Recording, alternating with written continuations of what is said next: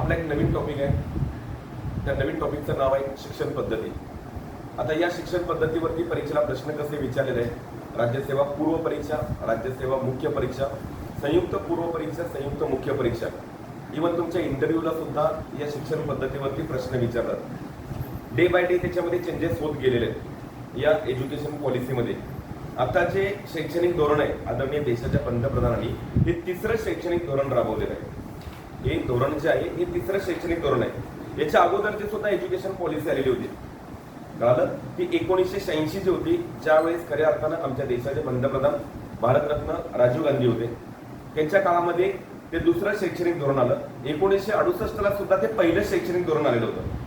म्हणजे पहिलं, दुसरं आणि तिसरं हे शैक्षणिक धोरण आहे. तशा प्रकारे आपलं लोकसंख्येचं सुद्धा धोरण आहे. लोकसंख्येची धोरणं सुद्धा परीक्षेला विचारलेली आहेत. आणि आपल्या महाराष्ट्र राज्य असं आहे की त्या महाराष्ट्र राज्यामध्ये महिलांचं धोरण राबवलं जातं. हे महिलांचं धोरण देखील तिसरं धोरण आहे.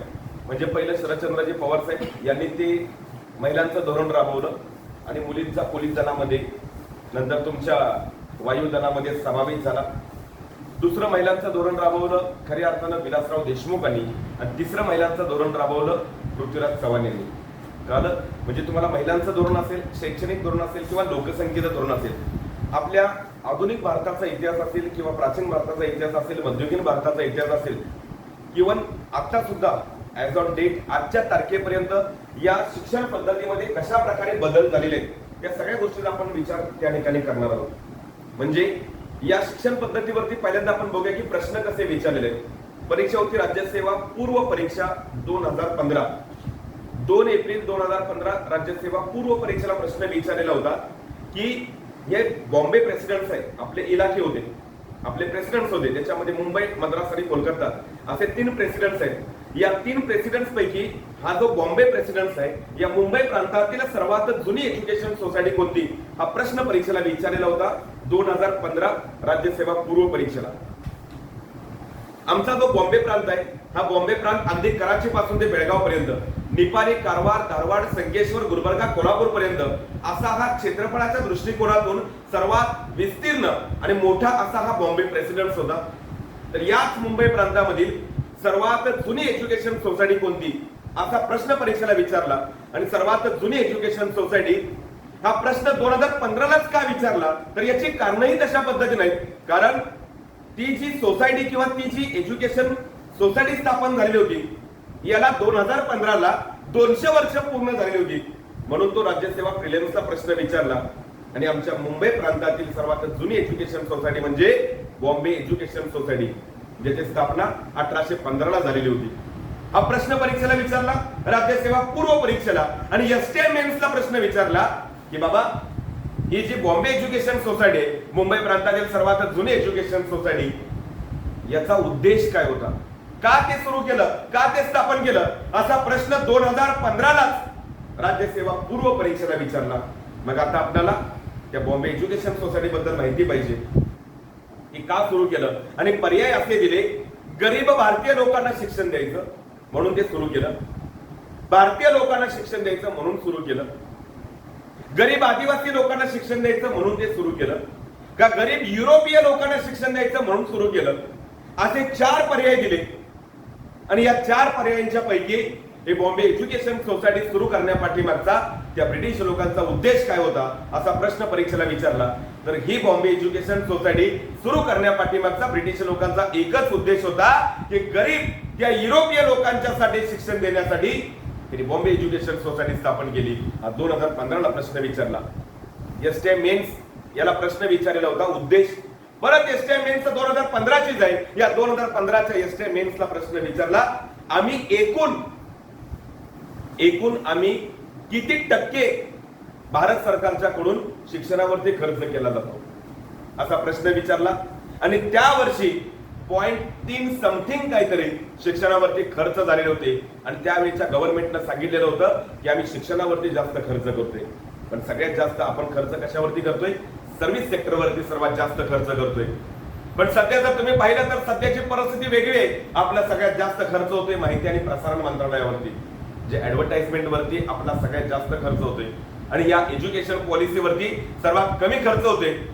दुर्दैवाची गोष्ट म्हणजे आता 34,000 शाळा भारतामधल्या या बंद पडण्याच्या मार्गावरती आहेत.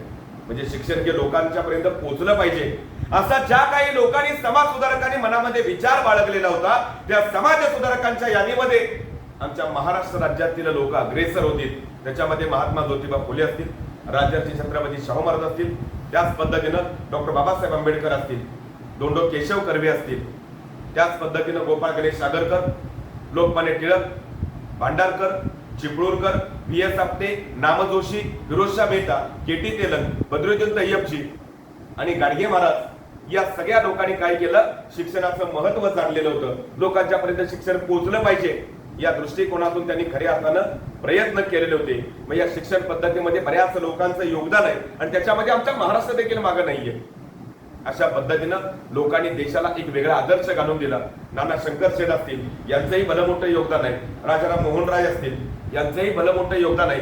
आणि जे ब्रिटिश अधिकारी होते त्याच्यामध्ये डेव्हिड गेअर असेल, विल्यम बेंटिक असेल, लॉर्ड मेकॉले असेल, कळालं, त्याच पद्धतीनं चार्ल्स वूड असेल, विल्यम हंटर कमिशन असेल, त्याच पद्धतीनं लॉर्ड कर्झन असेल, लॉर्ड रिपन असेल, या सगळ्या लोकांनी काय केलं, त्या एज्युकेशनवरती सर्वाधिक लक्ष केंद्रित केलं आणि भारतातल्या लोकांच्या पर्यंत शिक्षण पोहोचलं पाहिजे या दृष्टिकोनातून त्यांनी प्रयत्न केलेले होते.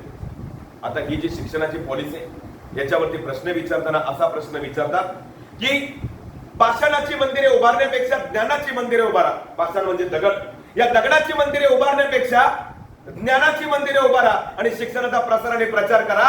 हे सांगणारे खऱ्या अर्थाने कोण होते, तर ते सांगणारे खऱ्या अर्थाने कर्मवीर भाऊराव पाटील होते. या भाऊराव पाटलांनी सांगितलं, पाषाणाची मंदिरे उभारू नका, दगडाची मंदिरे बांधू नका, ज्ञानाची मंदिरे बांधा आणि शिक्षणाचा प्रसार आणि प्रचार करा.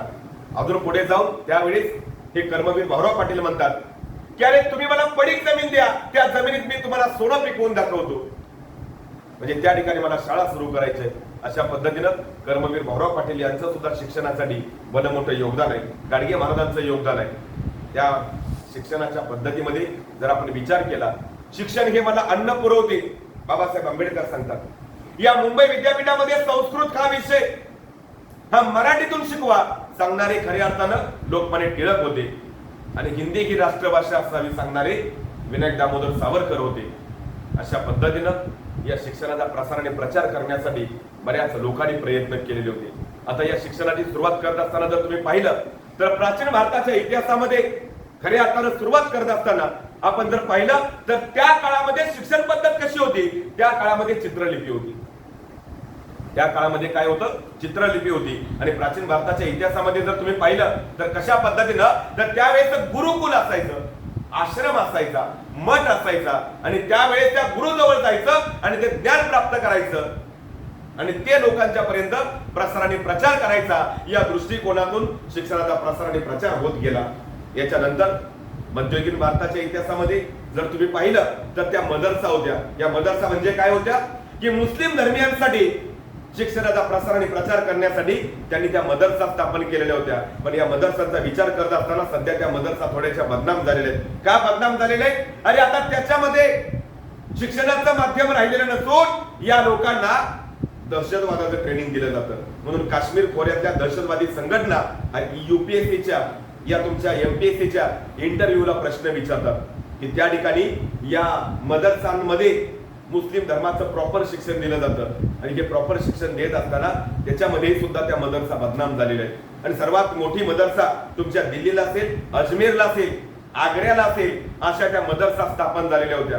आणि प्राचीन भारतामधील सर्वात जुनं विद्यापीठ कोणतं असा प्रश्न परीक्षेला विचारला तर प्राचीन भारतातील सर्वात जुनं विद्यापीठ म्हणून नालंदा विद्यापीठाला ओळखलं जातं. कित्येक किलोमीटर लांब, कित्येक किलोमीटर रुंद आणि कित्येक माळे असे त्यांचे पहिला माळा, दुसरा माळा, तिसरा माळा असे त्यांचे फ्लोर होते.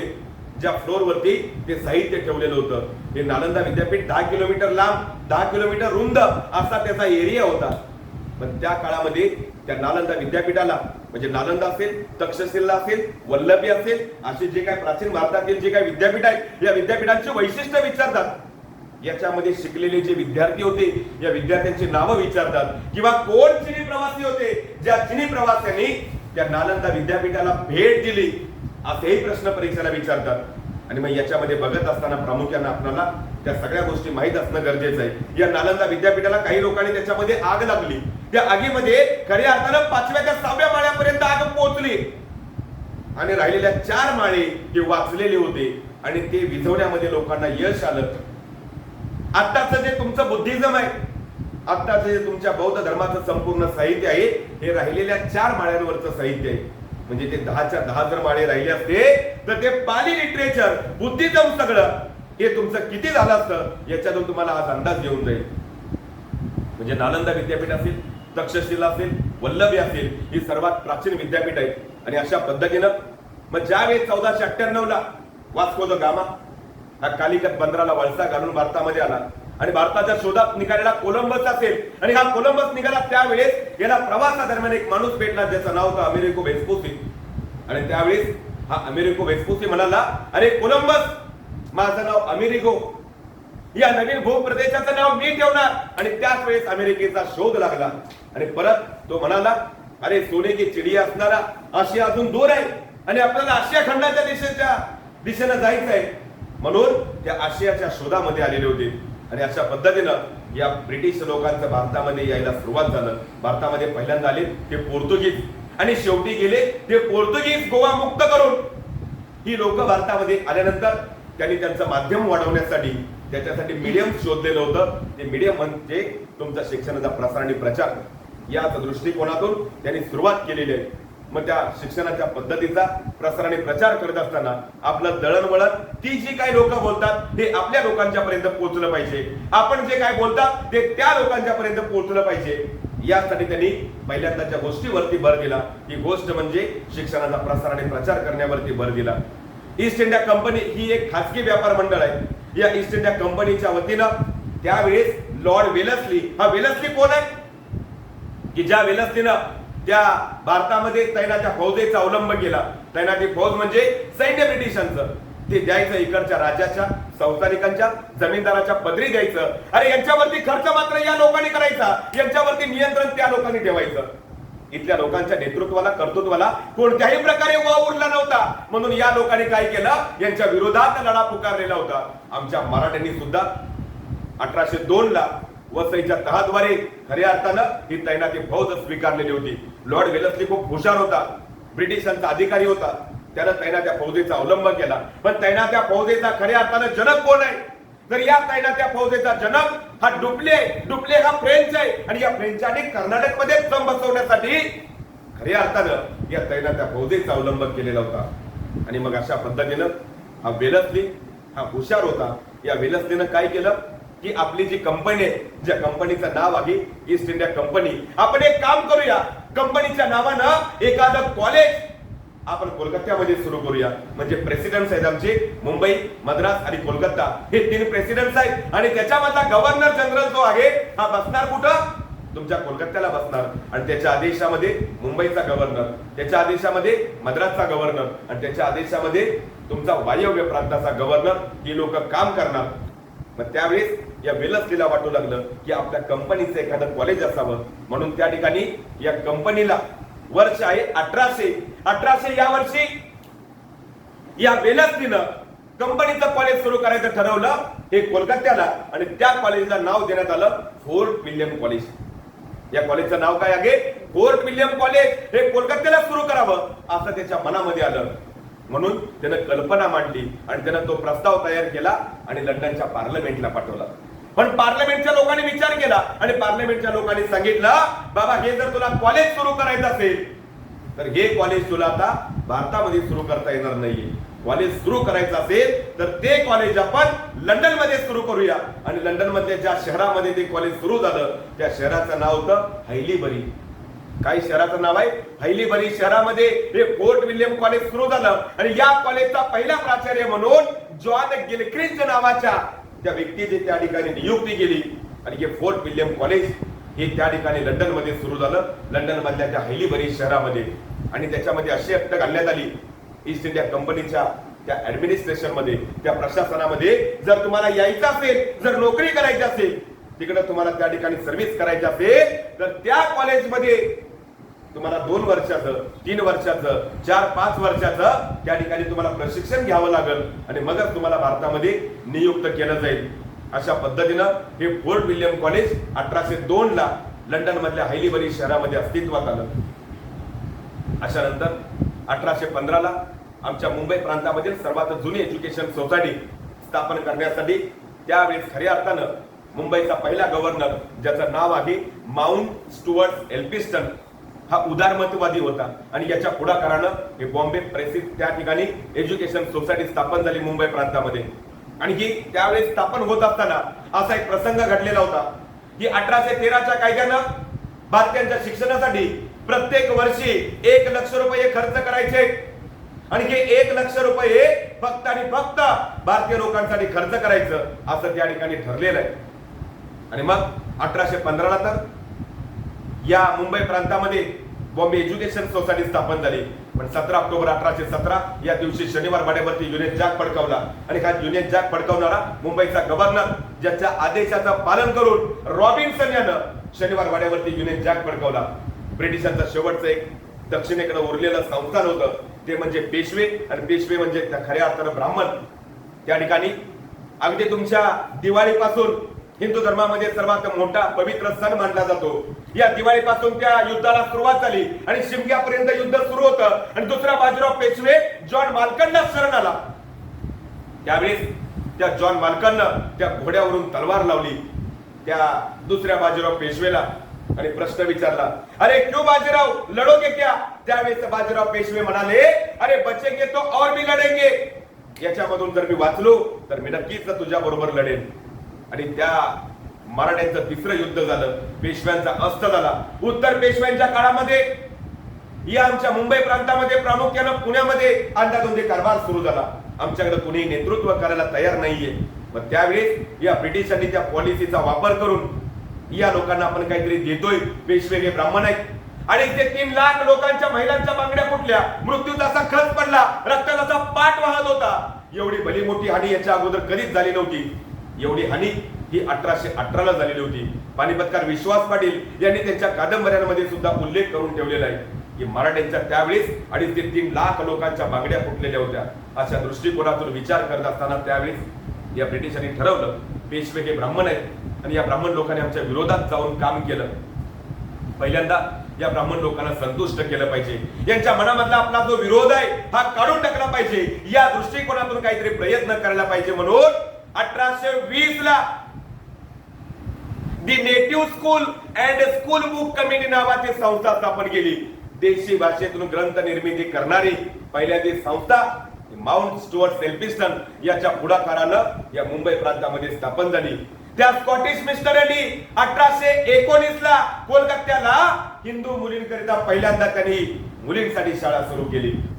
1820 ला तर the native school and school book committee स्थापन केली आणि 1821 ला याच ब्राह्मण लोकांना संतुष्ट करण्यासाठी पेशवे ब्राह्मण आहेत आणि या ब्राह्मण लोकांच्या विरोधात आमच्या भारतामधील आदिवासी लोक, रामोशी लोक, कोळी लोक, फासेबारदी लोक, अस्पृश्य लोक, ही सगळ्या लोकांनी ब्रिटिशांचं समर्थन केलं आणि ब्रिटिशांच्या बरोबर जाण्याचा निर्णय घेतला. अरे आम्ही तुमच्याच देशामध्ये राहतोय, पण तुमच्या देशामध्ये राहत असताना आमच्या कोणत्याच गोष्टींचा तुम्ही विचार करत नाही. या दृष्टिकोनातून या समाजातील लोकांनी ब्रिटिशांच्या बरोबर जाण्याचा निर्णय घेतला आणि ब्रिटिशांच्या जाण्याबरोबर निर्णय घेतल्यानंतर या ब्रिटिशांनी आणि या लोकांनी पेशव्यांच्या विरोधात लढाई केली, युद्ध पुकारलं आणि त्यावेळेस 500 अस्पृश्य समाजातील लोकांनी या पेशव्यांच्या बरोबर लढाई केली आणि त्या ठिकाणी या पेशव्यांचा पाडाव झाला, पेशव्यांचा पराभव झाला आणि हा पराभव झाल्यानंतर त्यावेळेस खऱ्या अर्थानं ते भीमा कोरेगाव या ठिकाणी ब्रिटिशांनी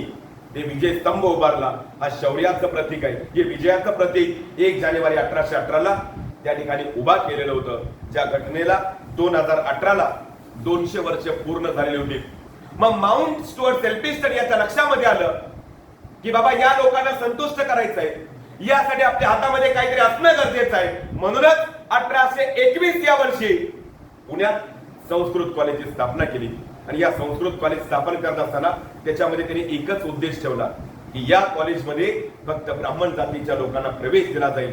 का ब्राह्मण जातीच्या लोकांना प्रवेश दिला जाईल? अरे कारण पेशव्यांचा अस्त झालेला आहे. पेशवे हे ब्राह्मण आहेत आणि ते आमच्या विरोधात गेले नाहीत. भारतामध्ये आम्हाला कोणी विरोध करत नाहीये. या मुंबई प्रांतातील लोक विरोध करतात म्हणून या पेशव्यांना संतुष्ट करण्यासाठी 1821 ला हे संस्कृत कॉलेजची स्थापना झाली आणि 1813च्या कायद्यानं भारतीयांच्या शिक्षणासाठी जे 1 लाख रुपये खर्च करायचे होते, हे 1 लाख रुपये पहिल्यांदा 1821 ला स्थापन झालेल्या पुणा कॉलेजमध्ये त्यांनी ते खर्च केले आणि अध्यापनाचे 10 वर्ग सुरू केले. ज्योतिषशास्त्र, व्याकरण, वैद्यकशास्त्र अशा वेगवेगळ्या अध्यापनाचे वर्ग हे त्या संस्कृत कॉलेजमध्ये सुरू केले आणि सगळ्या लोकांना त्यांनी शिक्षणाचं महत्व पटवून दिलं. आता हे शिक्षणाचं महत्व पटवून देत असताना 1837 ला अरे कॉलेज स्थापन केलं, फक्त संस्कृत कॉलेज नाव दिलं आणि त्याच्यामध्ये काय केलं, फक्त ब्राह्मण जातीच्या लोकांना प्रवेश दिला. 1837 ला त्याच्या नावामध्ये बदल केला आणि त्याला नाव देण्यात आलं पुणा कॉलेज. काय नाव दिलं? पुणा कॉलेज असं नाव दिलं. 1852 ला त्याच्यामध्ये मराठीचा समावेश केला आणि 1862 ला याच संस्कृत कॉलेजचं पूर्णपणे रूप बदललं आणि अध्यापनाचे 2 वर्ग केले. सुरुवातीला तर 10 वर्ग होते, आता त्याच्यामध्ये 2 वर्ग केले. एक मराठी शिक्षण घेणारा विभाग, दुसरा इंग्रजी शिक्षण घेणारा विभाग. मराठी शिक्षण घेणाऱ्या विभागाला नाव दिलं व्हर्नॅक्युलर कॉलेज आणि इंग्रजी शिक्षण घेणाऱ्या विभागाला नाव देण्यात आलं डेक्कन कॉलेज. विद्यार्थी संख्येअभावी हे मराठी शिक्षण घेणारा विभाग, हे व्हर्नॅक्युलर कॉलेज बंद पडलं म्हणून त्या ठिकाणी त्या लोकांनी ट्रेनिंग कॉलेज फॉर मेन असं त्या ठिकाणी सुरू केलं आणि त्याच्यामध्ये हे पूर्णपणे त्या ठिकाणी रूप बदलून गेलं. 1824 ला आमच्या मुंबई प्रांतामध्ये माउंट स्टुअर्ट एल्फिस्टन याच्या पुढाकारानं एल्फिस्टन कॉलेजची निर्मिती झाली. या एल्फिस्टन कॉलेजच्या निर्मितीच्या वेळेस नाना शंकर शेठ यांनी आमच्या मुंबईमध्ये एज्युकेशन सोसायटी स्थापन केली आणि याचा प्रसार आणि प्रचार करण्यासाठी 1834 ला एल्फिस्टन कॉलेजचं रूपांतर, एल्फिस्टन हायस्कूलचं रूपांतर एल्फिस्टन कॉलेजमध्ये झालं आणि याच एल्फिस्टन कॉलेजमध्ये दादाबाई नवरोजी गणित या विषयाचे प्राध्यापक म्हणून काम करत होते आणि अशा पद्धतीनं भारतामध्ये शिक्षणाचा प्रसार आणि प्रचार माउंट स्टुअर्ट एल्फिस्टन यांच्या पुढाकारानं होऊ लागला. 11 एप्रिल 1827 या दिवशी महात्मा ज्योतिबा फुलेंचा जन्म झाला. पण 1833च्या कायद्यानं विधिमंडळाचे एक सदस्य म्हणून लॉर्ड मेकॉले यांचा त्या ठिकाणी समावेश केला. हे लॉर्ड मेकॉले हे राजाराम मोहन राय यांचे मित्र आहेत. म्हणजे राजाराम मोहन राय यांच्या मित्रांच्या यादीमध्ये David Hare, William Bentinck, Lord Macaulay, Nana Shankar Sheth, Horace Wilson असे जे लोक होते ही राजाराम मोहन राय यांचे मित्र होते. याच राजाराम मोहन राय यांनी सांगितलं की कोर्टात अरे पारसी भाषेऐवजी इंग्रजी भाषेचा वापर करा आणि या सगळ्या लोकांनी आमच्या पाश्चिमात्य जी संस्कृती आहे या संस्कृतीचं हे साहित्य भारतामध्ये त्याचा प्रसार आणि प्रचार करण्यासाठी साहित्याची निर्मिती करण्यावरती भर दिला आणि 1833च्या कायद्यानं लॉर्ड मेकॉले हे मेकॉले विधिमंडळाचे सदस्य म्हणून त्यांचा त्या ठिकाणी समावेश केला आणि काउन्सिलमध्ये सदस्य संख्या झाली 4. हे लॉर्ड मेकॉले 1833च्या कायद्याने नियुक्त झाले. 1835 ला त्यांनी शिक्षणाचा झिरपता सिद्धांत मांडला आणि या शिक्षणाच्या झिरपत्या सिद्धांताद्वारे भारतामध्ये शिक्षणाचा प्रसार आणि प्रचार झाला पाहिजे. होरेस विल्सन सांगतात इंग्रजी हे शिक्षण हे कंपल्सरी असलं पाहिजे आणि शिक्षण हे इंग्रजी हे आवश्यक आहे आणि हे कंपल्सरी आहे. यासाठी त्या लोकांनी भर दिला. मेकॉलेने सांगितलं लोकांच्या पर्यंत जर शिक्षण पोहोचवायचं असेल तर त्याचं माध्यम त्यानं शोधलं आणि हे माध्यम अशा पद्धतीनं होतं. या माध्यमाचा त्यानं वापर केला. उच्च शिक्षण आणि माध्यमिक शिक्षण हे त्या ठिकाणी त्यानं माध्यम वापरलं आणि या माध्यम वापरल्यानंतर मग 1837 ला या पुणा कॉलेजचं नाव म्हणजे संस्कृत कॉलेजचं नाव हे पुणा कॉलेज झालं. शिक्षणाची पॉलिसी पूर्णपणे बदलली. आता त्या काळामध्ये शाळांची तपासणी होऊ लागलेली आहे.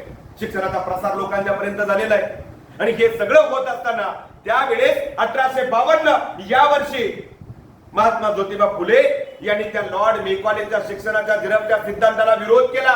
अरे या महात्मा ज्योतिबा फुले यांनी Thomas pen, Booker T Washington, संत तुकाराम महाराज, छत्रपती शिवाजी महाराज या लोकांच्याकडून प्रेरणा घेऊन 1848 ला हिंदुस्थानाच्या इतिहासामधली पहिली मुलींची शाळा ही पुण्यात सुरू केली. सुरुवातीला या शाळेमध्ये 8 मुली शिकत होत्या. या 8 मुलींच्या यादीमध्ये अरे लहोजी वस्ताद साळवे यांच्या घरातील मुक्ता साळवे ही सुद्धा एक विद्यार्थिनी होती. महात्मा ज्योतिबा फुले यांना शिक्षणाचं महत्व कळालं आणि त्यांनी 1848 ला पहिली शाळा, 1851 ला दुसरी शाळा, 1851 ला तिसरी शाळा, अशा पद्धतीनं शिक्षणाचं जाळं हे पुण्यामध्ये पसरवायला सुरुवात केली. इकडं मुंबईमध्ये नाना शंकर शेठ यांनी सुद्धा 1848 ला स्वतःच्या घरामध्ये मुलींची शाळा सुरू केली. म्हणजे यांनी सुद्धा शैक्षणिक क्षेत्रामध्ये कार्य सुरू केलं. पण 1852-53 या वर्षी महात्मा ज्योतिबा फुले यांनी त्या लॉर्ड मेकॉलेच्या शिक्षणाच्या झिरपत्या सिद्धांताला विरोध केला. अरे मेकॉले भला मोठा हुशार माणूस आहे, जो ख्यातनाम कायदेतज्ञ आहे, तो विधिमंडळाचा सदस्य आहे.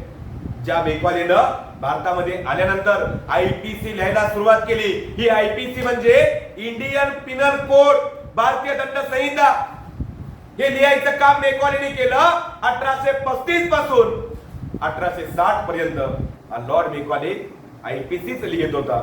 ज्या आयपीसीची अंमलबजावणी 1861-62 पासून भारतामध्ये झाली. आणि आज आमचा देश जेवढा आमच्या संविधानावरती अवलंबून आहे, तेवढाच आमचा देश या आयपीसी वरती सुद्धा अवलंबून आहे.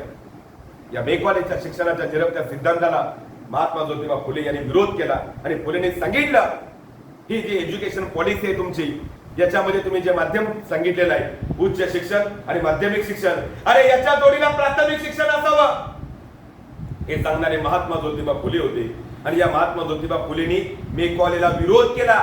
त्यावेळेस या भारताचा भारत मंत्री, गव्हर्नर जनरल यांच्यापर्यंत फुलेंनी केलेला विरोध पोहोचला. हा विरोध लंडनच्या काउन्सिल पर्यंत गेला, लंडनच्या पार्लमेंट पर्यंत गेला. आणि पार्लमेंटच्या लोकांनी राणी व्हिक्टोरिया पर्यंत फुलेंनी जो विरोध केलेला आहे, याचं त्या ठिकाणी चर्चासत्र सुरू झालं. म्हणूनच 2017 ला प्रश्न विचारला राज्यसेवा मुख्य परीक्षेला, तो व्यक्ती ओळखा, तो व्यक्ती कोण आहे. ज्या व्यक्तीची भारतामध्ये नियुक्ती केली आणि त्याच्याबद्दल 4 सेंटेन्स दिलेल्या होत्या, तो व्यक्ती भारत मंत्री, तो काउन्सिलचा सदस्य आहे, ज्यानं 1861 चा कायदा तयार केला आणि जो राणी व्हिक्टोरियाचा मेहुणा होता, असा तो व्यक्ती ओळखा. महात्मा ज्योतिबा फुले यांनी लॉर्ड मेकॉलेच्या शिक्षणाच्या झिरपत्या सिद्धांताला विरोध केला. आणि का विरोध एवढा टोकाचा केलेला होता की त्याने सांगितलं की तुम्ही शिक्षणाचा झिरपता सिद्धांत जो मांडलेला आहे, शिक्षण हे तळागाळापर्यंत पोहोचलं पाहिजे, तुम्ही सांगताय याच्या जोडीला प्राथमिक शिक्षण पाहिजे, असं फुलेंनी सांगितलं. म्हणून 1854 ला राणी व्हिक्टोरियाच्या मर्जीतला एक माणूस भारतामध्ये पाठवला, ज्याचं नाव होतं चार्ल्स वूड. हे चार्ल्स वूड यांना भारतामध्ये पाठवलं. ते काउन्सिलचे अध्यक्ष होते, ते भारत मंत्री होते, राणी व्हिक्टोरियाचे मेहुणे होते. आणि 1861 चा कायदा ज्या माणसानं तयार केला, त्याचं नाव होतं चार्ल्स वूड. राणी व्हिक्टोरियाने सांगितल्याप्रमाणे की मेकॉलेच्या शिक्षणाच्या झिरपत्या सिद्धांताला कोणताही विरोध करायचा नाहीये. आणि मेकॉले ख्यातनाम कायदेतज्ञ आहे, तुम्ही जर त्याला विरोध केला तर मेकॉले बदनाम होईल. तुम्हाला जे वाटेल ते करा, पण मेकॉलेच्या शिक्षणाच्या झिरपत्या सिद्धांताला विरोध करायचा नाही. या दृष्टिकोनातूनच हे चार्ल्स वूड भारतामध्ये आले. आमच्या भारतीय शिक्षणाचा मॅग्ना कार्टा म्हणून या चार्ल्स वूडला ओळखलं जातं. हे चार्ल्स वूड यांनी काय केलं, मेकॉलेच्या शिक्षणाच्या झिरपत्या सिद्धांताला विरोध न करता त्यांनी सांगितलं, हे जे प्रेसिडेंट आहेत, प्रांत आहेत, या प्रांतांमधलं शिक्षण एककेंद्री करण्यासाठी या प्रांतांमध्ये आपण काय करूया, विद्यापीठ स्थापन करूया. म्हणूनच आमच्या मुंबईमध्ये किंवा आमच्या बॉम्बे प्रेसिडेंट्स मध्ये या मुंबई विद्यापीठाची स्थापना झाली, मद्रास विद्यापीठाची स्थापना झाली, कोलकाता विद्यापीठामध्ये स्थापना झाली. आणि परीक्षेला प्रश्न विचारतात की आशिया खंडातील सर्वात जुनी युनिव्हर्सिटीज कोणत्या, विद्यापीठ कोणती, तर त्या विद्यापीठाचं नाव आहे मुंबई विद्यापीठ. आणि एका परीक्षेला प्रश्न विचारला, या मुंबई विद्यापीठातून फेलोशिप मिळवणारे पहिले व्यक्ती कोण, या मुंबई विद्यापीठातून पहिले फेलोशिप मिळवणारे ज्याचं नाव आहे नाना शंकर शेठ. आणि पदवीधर जी लोक होती, या पदवीधर लोकांचे पहिल्या बॅच मध्ये कोण कोण विद्यार्थी होते याची नावं सुद्धा परीक्षेला विचारलेली आहेत. अशा पद्धतीनं 1857 ला मुंबई विद्यापीठाची स्थापना झाली आणि शिक्षणाचा प्रसार आणि प्रचार हा लोकांच्या पर्यंत पोहोचण्यास त्या ठिकाणापासून चालना मिळाली. 1882 ला भारतामध्ये रिपन नावाचा एक माणूस आला. हा लॉर्ड रिपन हा खूप हुशार आहे. आणि रिपननं त्या काळामध्ये असं विवरण केलं की त्यानं सांगितलं, महात्मा ज्योतिबा फुले यांनी त्यावेळेस मेकॉलेच्या शिक्षणाच्या झिरपत्या सिद्धांताला विरोध केलेला आहे. म्हणून आता आपण काय करूया, लॉर्ड मेकॉलेच्या शिक्षणाच्या झिरपत्या सिद्धांताचं मूल्यमापन करूया. म्हणूनच त्यांनी 1882 ला विल्यम हंटर कमिशन बोलावलं. आणि हे हंटर कमिशन शिक्षण विषयक कमिशन म्हणून त्याचा त्या ठिकाणी समावेश केला. मग या हंटर कमिशनला त्यांनी आदेश दिले, मी कॉलेजच्या शिक्षणाचा निर्माता सिद्धांत 1835, वुड्स डिस्पॅच 1854 याचं एकत्रित मूल्यमापन करा आणि रिपनने नेमलेल्या या हंटर कमिशनला महात्मा ज्योतिबा फुले यांनी साक्ष दिली, पंडिता रमाबाईंनी साक्ष दिली आणि महात्मा ज्योतिबा फुले म्हणाले की शिक्षक हे बहुजन वर्गातील असावेत, शिक्षक हे प्रशिक्षित असावेत आणि तुम्ही जो आमच्याकडून जो काही कर गोळा करताय या करामधील ठराविक रक्कम भारतीय लोकांच्या शिक्षणासाठी खर्च करा हे सांगणारे महात्मा ज्योतिबा फुले होते. आणि महात्मा ज्योतिबा फुलेंनी सांगितलं शिक्षण हे इयत्तेनुसार असावं, असं महात्मा ज्योतिबा फुले यांनी हंटर कमिशनला साक्ष दिली. पंडिता रमाबाई म्हणाल्या की विधवा स्त्रिया आमच्या भारतामध्ये आहेत, या विधवा स्त्रियांना सुद्धा शिक्षणाच्या मूळ प्रवाहामध्ये आणा यासाठी त्यांनी साक्ष दिली. आणि 1883 ला हंटर कमिशनला त्या लोकांनी आपला अहवाल सादर केला. 1857च्या उठावाच्या वेळेस हिंदू आणि मुस्लिम दोघे एकत्र लढले. हिंदूंची संख्या 40%, मुस्लिमांची संख्या 60%. ही दोन लोक जर एकत्र लढली तर आम्हाला जड जातील याच दृष्टिकोनातून लॉर्ड कॅनिंग यांनी 1857च्या उठावाच्या वेळेस 27,000 मुस्लिम लोक दिल्लीमध्ये मारून टाकले. मुस्लिमांच्या मध्ये संभ्रमाची भावना निर्माण झाली. काही लोक हिंदूंच्या बाजूने जाण्यासाठी तयार झाले, काही लोक ब्रिटिशांच्या बाजूला जाण्यासाठी तयार झाले, पण काही लोक म्हणाले अरे आम्हाला हिंदू पण नको आणि ब्रिटिश पण नको, आम्ही मात्र तटस्थ राहणार. मग या नाराज झालेल्या मुस्लिमांची नाराजी दूर करण्यासाठी 1870 ला लॉर्ड मेयोनं अजमेरला मेयो कॉलेजची स्थापना केली आणि या मेयो कॉलेजात फक्त त्या ठिकाणी मुस्लिम जातीच्या लोकांना प्रवेश दिला. जसं माउंट स्टुअर्ट सेल्फिस्टन यानं पुण्यात संस्कृत कॉलेजची स्थापना केली आणि कोणाला प्रवेश दिला? ब्राह्मण समाजातील लोकांना प्रवेश दिला. तशा पद्धतीने यांनी काय केलं? मेयोनं अजमेरला मेयो कॉलेज काढलं आणि या मेयो कॉलेजात फक्त मुस्लिम जातीच्या लोकांना प्रवेश दिला. अशा पद्धतीनं हे लॉर्ड रिपन, लॉर्ड मेयो यांच्या कालखंडामध्ये खऱ्या अर्थानं शिक्षणाचा प्रसार आणि प्रचार होण्यासाठी प्रामुख्याने त्या ठिकाणी मदत झाली. 1904 ला लॉर्ड कर्झननं विद्यापीठीय कायदा केला आणि का विद्यापीठीय कायदा करत असताना त्या विद्यापीठीय कायद्यामध्ये त्यानं सांगितलं की बाबा ही शिक्षणाची जी पॉलिसी आहे, ज्या एज्युकेशन सोसायटीज आहेत, ज्या एज्युकेशन सोसायटींना अनुदान देण्यासाठी त्यानं खऱ्या अर्थानं परवानगी दिली आणि त्यानं सांगितलं प्रत्येक प्रांतामध्ये एक कृषी विद्यापीठ असावं. अशा पद्धतीनं या लॉर्ड कर्झननं ती पॉलिसी, ते धोरण हे भारतामध्ये लागू केलं. त्याच्यामध्ये जर आपण पाहिलं तर एक सार्जंट आयोग आला, हर्टॉग कमिशन आलं. 1948 ला परीक्षेला प्रश्न विचारलेला होता, देशाला स्वातंत्र्य मिळाल्यानंतर पहिला शिक्षण विषयक आयोग कोणता गठीत करण्यात आलेला होता? तर तो आयोग होता राधाकृष्ण आयोग होता. त्याच्यामध्ये कोठारी कमिशन आलं, त्याच्यामध्ये मुदलियार कमिशन आलं. त्याच्यामध्ये जर तुम्ही पाहिलं तर 2000 ला ज्यावेळेस देशाचे पंतप्रधान अटल बिहारी वाजपेयी आणि देशाचे राष्ट्रपती APJ अब्दुल कलाम या दोघांच्या कल्पनेतून सर्व शिक्षा अभियान नावाची पॉलिसी ही त्या ठिकाणी केंद्र सरकारने सुरू केलेली होती. 2017 ला प्रश्न विचारला की हे सर्व शिक्षा अभियान हे भारतामध्ये सुरू झालं आणि आमच्या महाराष्ट्रामध्ये हे सर्व शिक्षा मोहीम म्हणून सुरू केलं, ज्याचं मुख्यालय पहिलं मुंबईमध्ये होतं आणि उपशाखा त्याची पुण्यामध्ये होती. पण भारतामध्ये सुरू झालेलं हे सर्व शिक्षा अभियान जे आहे, या सर्व शिक्षा अभियानाच्या माध्यमातून एक गाणं तयार करण्यात आलेलं होतं आणि परीक्षेला प्रश्न विचारला की या गाण्याचे गीतकार कोण आहेत? आणि मेहबूब आणि शंकर एहसास लॉय शान नावाच्या गायकानं ते गाणं गायलेलं आहे. हा प्रश्न 2017 राज्य सेवा मुख्य परीक्षेला विचारलेला होता. पेपर नंबर 3 आपला HR आणि HRDचा आहे. याच्यामध्ये हा प्रश्न विचारलेला होता आणि त्यावेळेस स्कूल चले हम नावाचं गाणं आलं आणि 2000 पासून ते 2017 पर्यंत 1 किलोमीटरच्या आत शाळा उपलब्ध करून द्यायचे आणि मुलींना 5 किलोमीटरच्या आत तो प्रवास जो पास आहे हा पास उपलब्ध करून द्यायचा आहे. आणि असा तो टप्पा आलेला होता ज्या टप्प्यामध्ये APJ अब्दुल कलाम आणि अटल बिहारी वाजपेयी यांनी 2017 पर्यंत लोकांच्या पर्यंत शिक्षण पोहोचलं पाहिजे या दृष्टिकोनातून त्यांनी प्रयत्न केले.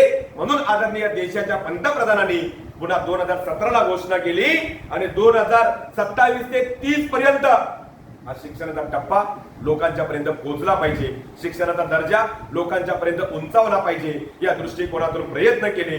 2005 ला सॅम पित्रोदा कमिशन आलं. या सॅम पित्रोदा कमिशनद्वारे त्यांनी सुद्धा सांगितलं 1500 विद्यापीठांची स्थापना करण्यात यावी आणि याचा पुन्हा अभ्यास करण्यासाठी खऱ्या अर्थानं प्रोफेसर यशपाल नावाची कमिटी नेमण्यात आली 2009 ला.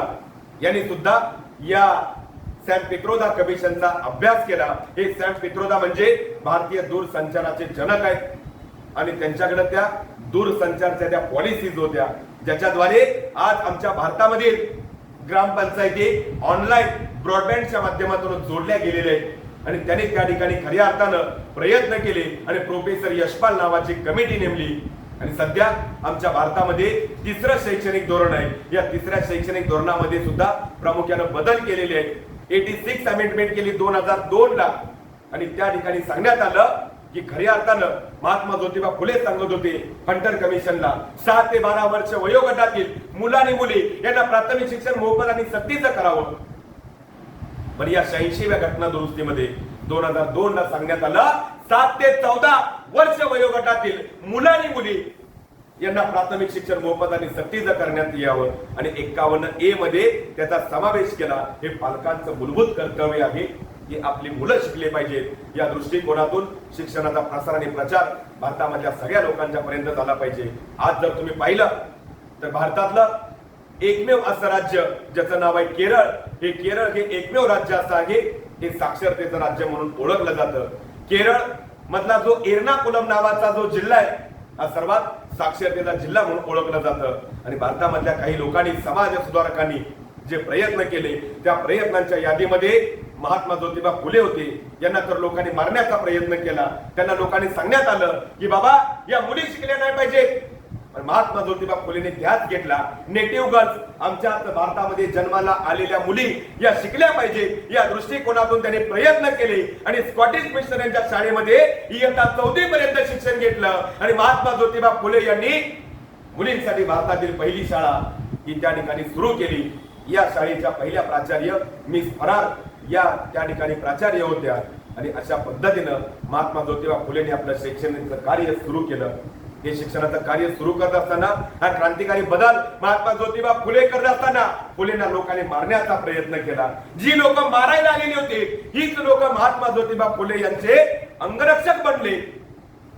ज्या समाजानं महात्मा ज्योतिबा फुलेंना सांगितलं की बाबा या शाळा सुरू करू नकोस, आमच्या महिला घरातून बाहेर काढू नकोस, पण महात्मा ज्योतिबा फुले यांनी त्यांच्या कोणत्याही गोष्टीचा विचार न करता आपलं कार्य मात्र प्रामाणिकपणे सुरू ठेवलं.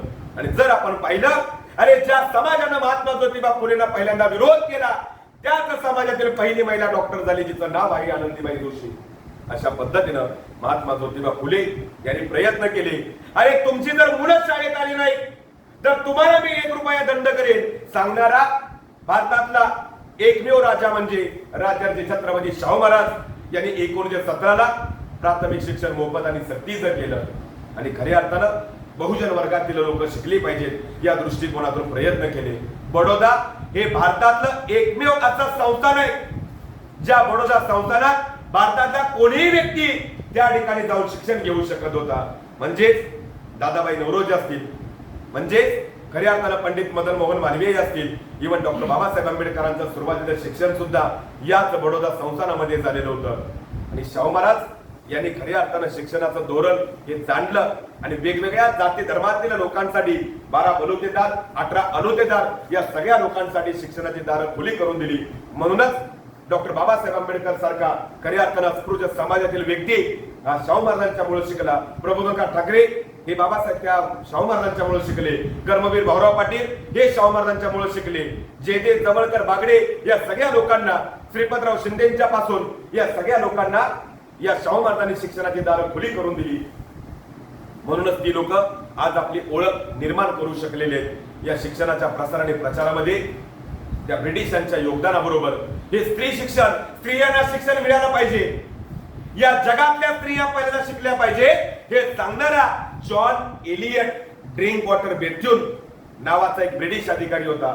या ब्रिटिश अधिकाऱ्यानं पहिल्यांदा कल्पना साकारली की जगातल्या पहिल्यांदा महिला शिकल्या पाहिजेत, पण आमच्या भारतातल्या पहिल्यांदा महिला शिकल्या पाहिजेत हे सांगणारे महात्मा ज्योतिबा फुले होते. पण नाना शंकर शेठ यांचंही भलं मोठं योगदान आहे, बाहुदाजी लाड यांचंही योगदान आहे आणि त्याच्यामध्ये दादाबाई नवरोजी यांचं सुद्धा भलं मोठं योगदान आहे या शिक्षणाच्या पॉलिसीसाठी. आणि म्हणजे आज शिक्षण आपल्या दारी अशा पद्धतीनं सुद्धा भारत सरकारच्या वतीनं जे काही उपक्रम राबवले जातात या उपक्रमामध्ये आपला देश हा अग्रेसर आहे. म्हणजे या नवीन एज्युकेशन ज्या पॉलिसी आहेत या प्रामुख्याने आपण या ठिकाणी अभ्यासाच्या दृष्टिकोनातून खूप महत्वाच्या आहेत.